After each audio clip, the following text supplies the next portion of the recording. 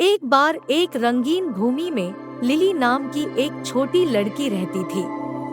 Lily के पास एक बड़ी कल्पना थी और उसे रोमांचक कारनामों पर जाना पसंद था। एक सुबह की धूप में जब वह अपने पिछवाड़े में खेल रही थी, उसने एक अजीबोगरीब नजारा देखा। उसके बगीचे के ठीक बीच में कहीं से भी एक विशाल भुलक्कड़ तकिया दिखाई दिया। लिली की आंखें आश्चर्य से फैल गई।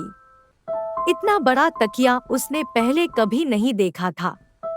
जिज्ञासा उसे बेहतर हो रही है, वह सावधानी से विशाल तकिए के पास पहुंची। उसके आश्चर्य के लिए तकिया हिलना और हिलना शुरू कर दिया। नींद की एक जोड़ी आंखें और एक विस्तृत मैत्रीपूर्ण मुस्कान प्रकट कर रहा था। मैं पिलोबर्ट हूँ, जादुई बात करने वाला तकिया, विशाल तकिया ने अपना परिचय देते हुए कहा। क्या आप मेरे साथ एक असाधारण साहसिक कार्य पर जाना चाहेंगे, लिली? लिली ने उत्सुकता से अपना सिर हिलाया और पिलोबर्ट पर कूद पड़ी, जो अब उसे एक जीवित कालीन की तरह ले जाने के लिए काफी बड़ा था। जोश के साथ वे भुलक्कड़ बादलों के बीच तैरते हुए आकाश में उड़ गए। उनका पहला पड़ाव लैंड ऑफ कैंडी था, जो जीवंत रंगों और मुंह में पानी लाने वाली दावतों से भरा स्थान था। लॉलीपॉप के पेड़, चॉकलेट की नदियां और गमड्रॉप हाउस देखकर लिली की आंखें खुशी से चमक उठीं। साथ में लिली और पिलोबर्ट ने अलग-अलग मिठाइयों का नमूना लिया और कैंडी निवासियों के साथ खेल खेला। इसके बाद वे मंत्रमुग्ध वन में गए, एक जादुई क्षेत्र जहां बात करने वाले जानवर रहते थे।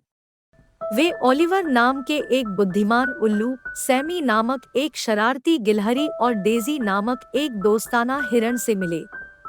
जानवरों ने अपनी कहानियों को साझा किया और लिली को दया और दोस्ती के बारे में मूल्यवान सबक सिखाया। दोनों का साहसिक कार्य तब जारी रहा जब वे जलपरियों और चंचल डॉल्फिन का सामना करते हुए स्पार्कलिंग सागर के पार गए। उन्होंने एक छिपे हुए द्वीप का भी दौरा किया जहां परियों का निवास था। परियों ने लिली पर परी की धूल छिड़क दी, जिससे वह खुशी से हवा में नाचने लगी। लिली का आनंदमय नृत्य देखकर पिलोबर्ट हंसे बिना नहीं रह सका। जैसे ही दिन शाम में बदल गया, लिली और पिलोबर्ट एक पर्वत श्रृंखला पर पहुंचे। वे चोटी पर चढ़ गए, जहां उन्होंने तारों से जगमगाते आकाश के लुभावने दृश्य को देखा। पिलोबर्ट ने लिली को एक रहस्य बताया, यह समझाते हुए कि अगर वह एक टूटे हुए सितारे पर एक इच्छा करता है, तो यह सच हो जाएगा।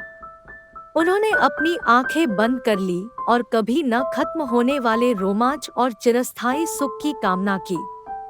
खुशी से भरे अपने दिलों के साथ लिली और पिलोबर्ट घर लौट आए। जैसा कि लिली ने अपने शराबी दोस्त को विदाई दी, वह जानती थी कि उनका जादुई बंधन हमेशा बना रहेगा। उस दिन के बाद से हर रात लिली अपने नियमित आकार के तकिए पर दुबक जाती थी, अपने विशाल बात करने वाले तकिए के साथ साझा किए गए अविश्वसनीय कारनामों के सपने देखती थी। और इसलिए लिली और पिलोबर्ट की कहानी विशाल तकिया, कल्पना की भूमि में एक पोषित कहानी बन गई, जो बच्चों को याद दिलाती है कि सबसे बड़ा रोमांच अक्सर सबसे अनपेक्षित स्थानों में पाया जाता है।